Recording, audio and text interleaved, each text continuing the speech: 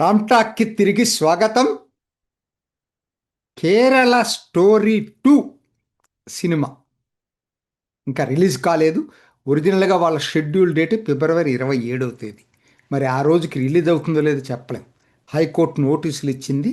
24వ తేదీ విచారణ జరగబోతుంది.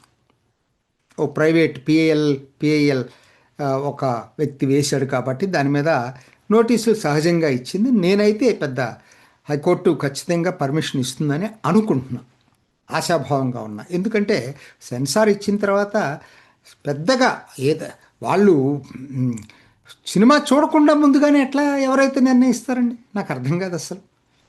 ఇప్పుడు నాకు ఫస్ట్ సినిమా తీసిన తర్వాత సినిమా రిలీజ్ కావాలంటే ఏం జరగాలి? సెన్సార్ బోర్డు సర్టిఫికెట్ ఇవ్వాలి.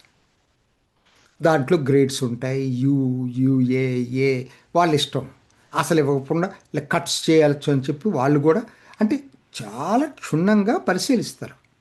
ఒకవేళ వాళ్ళకి అది వాళ్ళ లెవెల్లో సరిపోదాలంటే రివ్యూకి కూడా వెళ్తుంది, అప్పీల్కి వెళ్తుంది, రివ్యూకి వెళ్తుంది. చాలా ఉన్నాయి స్టేజెస్ అక్కడ సెన్సార్ బోర్డులో. సో కాబట్టి దీనికి ఒక వ్యవస్థ ఉంది. సినిమా కాబట్టి సినిమా తీయంగానే ఆటోమేటిక్గా జనంలోకి రాదు, నంబర్ 1 పాయింట్. అయిన తర్వాత కూడా అది దాంట్లో కనుక అభ్యంతరకర సన్నివేశాలు ఉండుంటే ఎప్పుడైనా కోర్టుకి వెళ్ళచ్చు. సినిమా రిలీజ్ చేసిన తర్వాత జనాలు ఇది అభ్యంతరకరంగా ఉందంటే కోర్టుకి వెళ్ళి ఇది అభ్యంతరకరంగా ఉందని చెప్పి కోర్టులో విచారణ కోరచ్చు. కాబట్టి వ్యవస్థలు అన్నీ ఉన్నాయి మనకి. మధ్యలో సీఎం ఎందుకండి? పినరాయి విజయన్ను ఆయన ఏమన్నా కోర్టు జ్యుడిషియల్ అథారిటీయా? రాజ్యాంగబద్ధ సంస్థలు ఉన్నాయి దాన్ని పరిష్కరించుకోవటానికి. ఈయన ఇంతకుముందు కూడా కేరళ స్టోరీ 1లో కూడా ఇలానే భయపెట్టాడు జనాల్ని. హైకోర్టు పర్మిషన్ ఇచ్చిన తర్వాత కూడా దాన్ని ఎలా తూట్లు పొడవాలో సిద్ధహస్తుడు పినరాయి విజయన్. ఏం చేశాడు? ఎవరు వెళ్ళటానికి లేదని చెప్పాడు. మా వాళ్ళు వాచ్ చేస్తారు ఎవరు వెళ్తున్నారని చెప్పాడు. థియేటర్ల యజమానులని మీరు ఈ సినిమా ప్రదర్శించడానికి లేదని చెప్పి ఒత్తిడి తీసుకొచ్చాడు. దేశం మొత్తం రిలీజ్ అయిన తర్వాత ఎప్పటికో కానీ కేరళలో రిలీజ్ కాలేదు. అయినా ఇంత భయానక వాతావరణంలో సినిమాకి వెళ్ళి ఎందుకు చూస్తారు జనం? అంటే దాన్ని ఆయన ఒక ముఖ్యమంత్రి పదవిని ఎట్లా అధికార దుర్వినియోగం చేయొచ్చో చూపించాడు. సినిమా అండి, అది నచ్చితే చూస్తారు, లేకపోతే లేదు. కంపల్సరిగా జనం వెళ్ళి చూడమని చెప్పి ఎవరు ఫోర్స్ చేయట్లేదు కదా. ఇప్పుడు దురంధర్కి కూడా ఇదే చేశారు. నీకు పాకిస్తాన్కి తేడా ఏంటని అడుగుతున్నా నేను. దురంధర్ని పాకిస్తాన్లో బ్యాన్ చేశారు, ఓటీటీలో పేలిపోయింది అది పాకిస్తాన్లో. నువ్వు చేస్తున్నది ఏంటి ఇవాళ? ఇప్పుడు బీజేపీకి వ్యతిరేకంగా కూడా సినిమాలు వచ్చినాయి. ఆ రోజు నువ్వు స్వాగతించావు, భావ స్వేచ్ఛ అన్నావు. ఎందుకంటే మలయాళ రంగం ఎన్ని చెప్పినా కూడా లెఫ్ట్ ఓరియంటెడ్. అయితే కాంగ్రెస్ రెండే కదా ప్రధానంగా. ఇప్పుడే కదా బీజేపీ ఎంటర్ అయింది అక్కడికి. సో దీన్ని ఒక మతవాద సంస్థలాగా, మతవాదీలాగా చూపించటంలో కేరళ సమాజంలో ఇప్పటి వరకు సక్సెస్ అయ్యారు. కాబట్టి బీజేపీకి వ్యతిరేకంగా సినిమాలు వచ్చినప్పుడు చప్పట్లు కొట్టుకున్నారు. ఇప్పుడు మీరు మీ కేరళలో జరిగినటువంటి సంఘటనలు, యథార్థ ఘటనలు తీసుకొని సినిమా తీస్తే ఎందుకంత ఉలుకు? అదేమంటే ఏమంటారు? కేరళ పరువు ప్రతిష్టలు పోతున్నాయట. ఎప్పుడు పోతున్నాయండి? నాకు అర్థం కాదు. అసలు కేరళ నుంచి సిరియా వెళ్ళి అక్కడి నుంచి ఐఎస్ఐఎస్లో చేరినప్పుడు పరువు ప్రతిష్టలు పోలేదా? 2010లో టీచర్ టీజే జోసెఫ్ ఈయన్ని 2 చేతులు నరికేసినప్పుడు పిఎఫ్ఐ పరువు ప్రతిష్టలు పోలేదా? ఇప్పుడు రాజ్యసభలో కూర్చున్నటువంటి సదానంద మాస్టర్ 2 కాళ్ళు నరికేసినప్పుడు కేరళ పరువు ప్రతిష్టలు పోలేదా? ఎప్పుడు పోలేదండి. పిఎఫ్ఐ లోతుగా వేళ్ళునుకున్నాయని చెప్పి దేశం అంతా కోడే కూసినప్పుడు కేరళ పరువు ప్రతిష్టలు పోలేదా? చర్చి ఫాదర్స్ ఓపెన్గా లవ్ జిహాద్ జరిగింది, క్రిస్టియన్ గర్ల్స్ని తీసుకెళ్ళి లవ్ జిహాద్ పేరుతోటి పెళ్లి చేసుకొని మత మార్పిడి చేపిస్తున్నారని చెప్పి క్రిస్టియన్ చర్చి ఫాదర్లు బయట పెట్టినప్పుడు పరువు ప్రతిష్టలు పోలేదా? ఇవాళ సినిమా తీస్తేనే పరువు ప్రతిష్టలు పోయినాయా? అసలు ఎవరు ఎందుకండి? మీ ప్లేస్లో ఉన్న మీ ముఖ్యమంత్రి, మీ పార్టీ ముఖ్యమంత్రి విఎస్ అచ్యుతానందన్ 2010లో మాట్లాడినటువంటిది చాలదా? ఇంక ఎక్కడో ప్రూఫ్ అవసరంలా. అసలు ఇదే పద్ధతిలో అయితే ఇస్లామిక్ రాజ్యంగా మారుతుందని కూడా చెప్పాడు. పిఎఫ్ఐ చేస్తున్నటువంటి దురాఘాతాలు 1, 2 కాదు, ఇస్లామిక్ ది లవ్ జిహాదు నిజమని చెప్పాడు విఎస్ అచ్యుతానందన్. కొన్ని వేల మందిని ఇప్పటికే మార్చేశారని చెప్పాడు, పెళ్లిళ్ళు చేసుకున్నారని చెప్పాడు. ఇవన్నీ ఎవరో చెప్పింది మీ ముఖ్యమంత్రి, సిపిఎం ముఖ్యమంత్రి విఎస్ అచ్యుతానందన్. మరి ఆ రోజు పరువు ప్రతిష్టలు ఏమైపోయినాయి? ఒక్కటి వాస్తవం అండి, దేన్నైనా సప్రెస్ చేయకూడదండి. అది మనకి నచ్చొచ్చు, నచ్చకపోవచ్చు. ఎప్పుడైతే చరిత్ర చూశారు, చరిత్రను అదే చేశారు కదా మీరు. మార్క్సిస్టు చరిత్రకారులు చరిత్రని మసిబీసి మారేడుకాయ చేసేశారు. కేవలం మొఘలుల్ని లేకపోతే ఇంకొకరిని పొగుడుతా. అసలు స్వాతంత్రానికి విప్లవకారులు చేసిన పోరాటాలని ఉగ్రవాద పోరాటాలుగా చిత్రీకరిస్తూ చరిత్ర రాసినటువంటి ఘనకార్యం ఇది. మరి న్యాచురల్గా మీకు అట్లా చరిత్రని సప్రెస్ చేయటం ఏంటి? 2 వాదనలు వినాలి ప్రజలు. మీరు చెప్పేది వినాలి, అవతల వాళ్ళు చెప్పేది వినాలి. వాళ్ళు నిర్ణయించుకుంటారు ఏది కరెక్టో కాదో అని.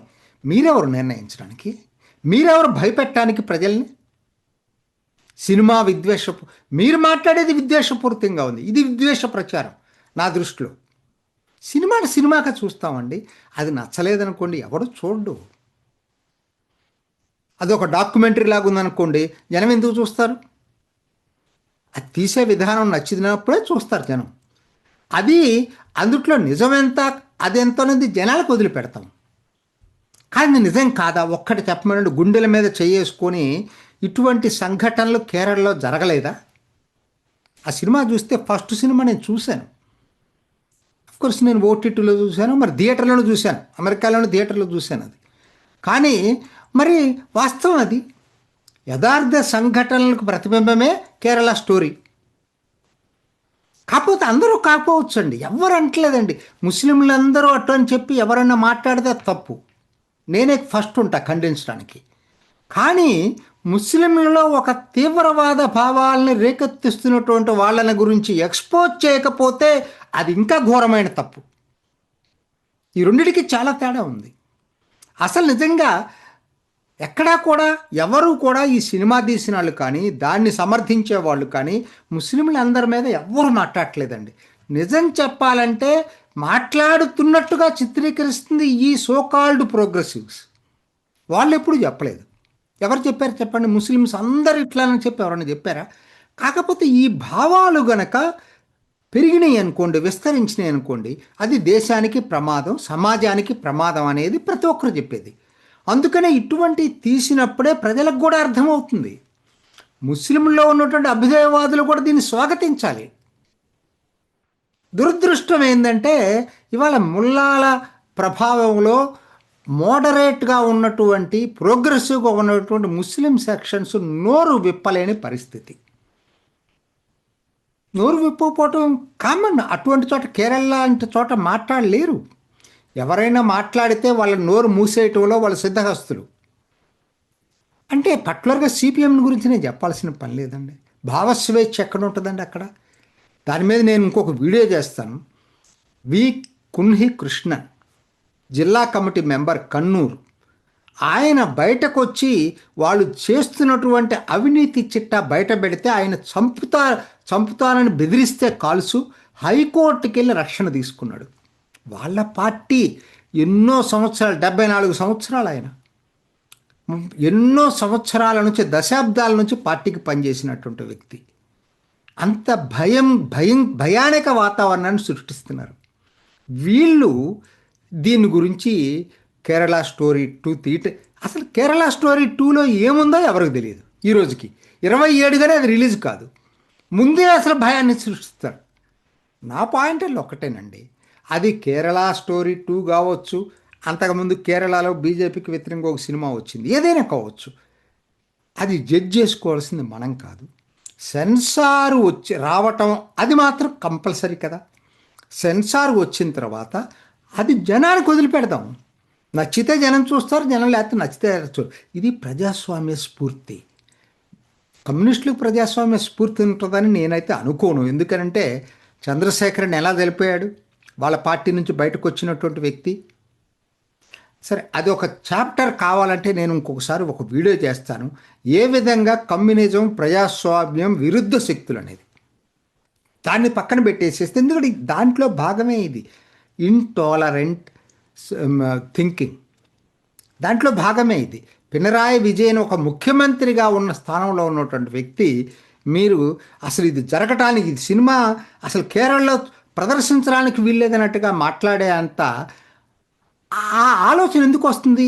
అసహనంలో నుంచి వచ్చిన సిద్ధాంతం అది. నా దృష్టిలో మీకు పాకిస్తాన్కి తేడా ఏంటి? దురంధర్ని పాకిస్తాన్ బ్యాన్ చేసింది, ఇక్కడ కేరళ స్టోరీని మీరు ఆల్మోస్ట్ బ్యాన్ చేశారు, స్టోరీ 1ని. ఇది మీ నిజస్వరూపాన్ని బయటపెడతా. ఇది ఈనాటి రామ్ టాక్. ఇంకొక ఎపిసోడ్లో మళ్ళీ కలుసుకుందాం. నమస్తే. చూసారు కదండి, మరి ఈ వీడియో కనుక మీకు నచ్చినట్లయితే ఒక లైక్ కొట్టేసి మీ అభిప్రాయాన్ని కూడా కామెంట్ బాక్స్లో తెలియజేస్తూ ఇలాంటి ఇంట్రెస్టింగ్ అప్డేట్స్ కోసం మా ఛానల్ని సబ్స్క్రైబ్ చేసుకోండి.